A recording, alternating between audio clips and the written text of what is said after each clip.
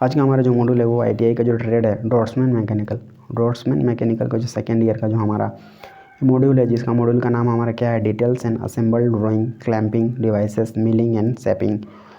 ये हमारा आज का मॉड्यूल है। तो देखते हैं आज के इस मॉड्यूल में। और हम एक बात सबसे पहले स्टार्टिंग में आपको बता देते हैं कि ये जो जितने भी हमारे ट्रेड्स होते हैं इसमें क्या होता है, सबसे प्रायोरिटी लैंग्वेज आपको कौन सा देना चाहिए, इंग्लिश को देना चाहिए। इंग्लिश को क्यों देना चाहिए, इससे क्या होगा, क्योंकि जो मशीन्स होते हैं, मशीन आपकी हिंदी में काम नहीं करते हैं, बल्कि क्या होता है उसमें सारे के सारे चीज़ें उसमें इंग्लिश में लिखी हुई होती है, ना कि हिंदी में लिखी हुई होती है।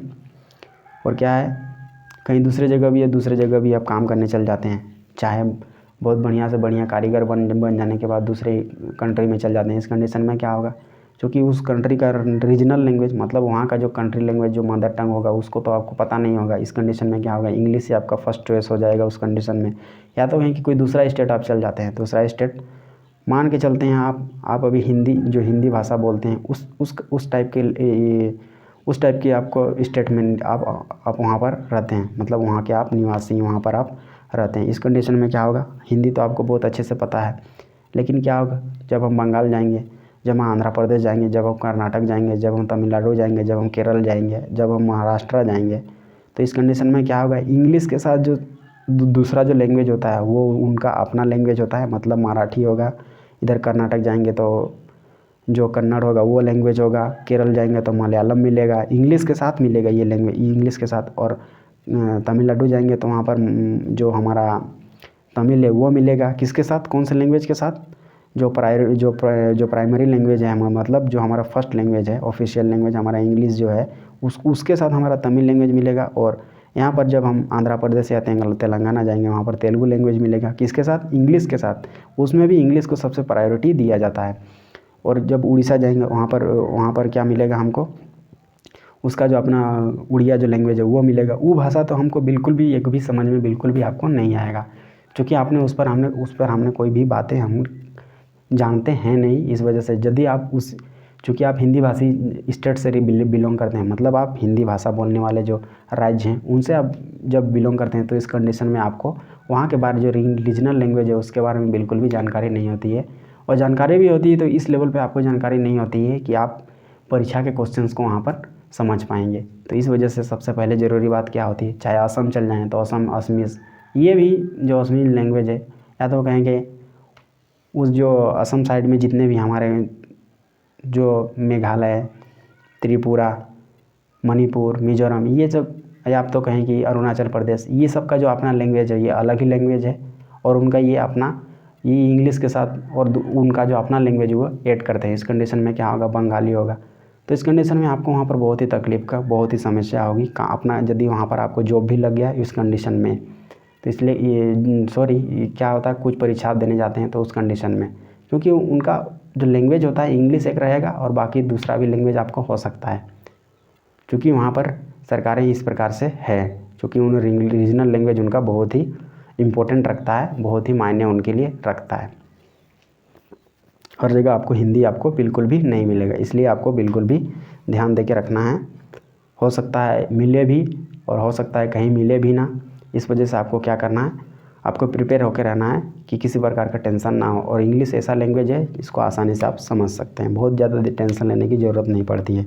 तो बढ़ते हैं हमारे नेक्स्ट क्वेश्चन। और इन बढ़ने से पहले अभी तक आपने चैनल को सब्सक्राइब नहीं किया तो चैनल को सब्सक्राइब करके बेल आइकन को प्रेस करके ऑल नोटिफिकेशन को ऑन कर देना है। इससे क्या होगा, जब भी कोई वीडियो आएगा तो उसका सबसे पहले नोटिफिकेशन आपको मिल जाएगा, चाहे वो इम्प्लीमेंटेशन स्किल का हो, चाहे इंजीनियरिंग ड्राइंग का हो, चाहे वो वर्कशॉप कैलकुलेशन साइंस का हो, चाहे NAPS का होगा या तो AITT का होगा। सारे के सारे नोटिफिकेशन आपको हमारे इस चैनल पे मिलेंगे, वो भी टाइम से मिलेंगे, टेंशन लेने की आपको ज़रूरत नहीं है। तो बढ़ते हैं हमारे नेक्स्ट क्वेश्चन पर।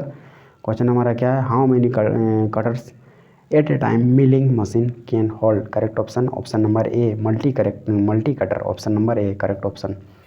Question number 2, which of the following is not holding device in milling machine. Correct option number B tail stock, option number B correct है, टेल स्टॉक। अब बढ़ते हैं, क्वेश्चन नंबर है हमारा 3, name the machine where arbor is use to hold cutter for saving time. Correct option number C milling machine, option number C correct है, milling machine.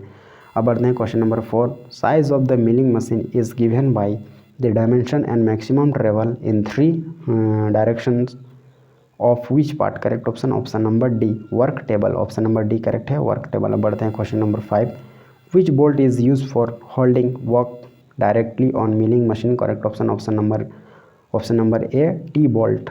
अब बढ़ते हैं question number 6, which of the following tables are used in milling machine, correct option number C correct है rectangle. अब बढ़ते हैं question number हमारा 7, which of the following part of shaping machine holds and supports the work piece, correct option number C table. अब बढ़ते हैं question number 8, what part carries tool head in shaping machine, correct option number D RAM. अब बढ़ते हैं question number 9, question number 9 क्या है, which of the following part of shaper is use to hold the tool, correct option कौन सा है, option number A tool head. अब बढ़ते हैं क्वेश्चन नंबर है हमारा क्वेश्चन नंबर है हमारा क्या 10, name the job holding device in shaping machine, correct option number B vice.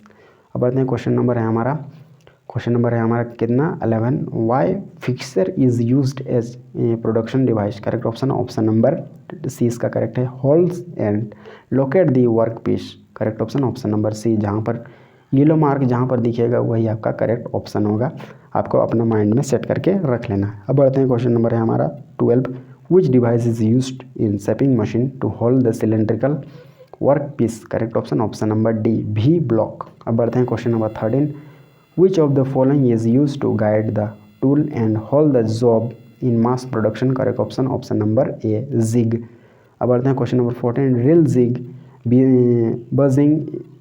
buzzing is generally made of, correct option number B tool steel, option number B tool steel. अब बढ़ते हैं question number हमारा कौन सा, question number 15, which jig is use for drilling on the thin sheet, correct option number C sandwich jig, option number C इसका correct है।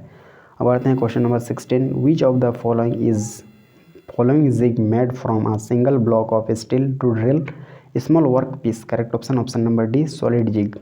अब बढ़ते हैं question number 17, which among the following locators is best suitable for location of a round shape job, option number A correct है V locator, option number कौन सा correct है हमारा, option number A V locator.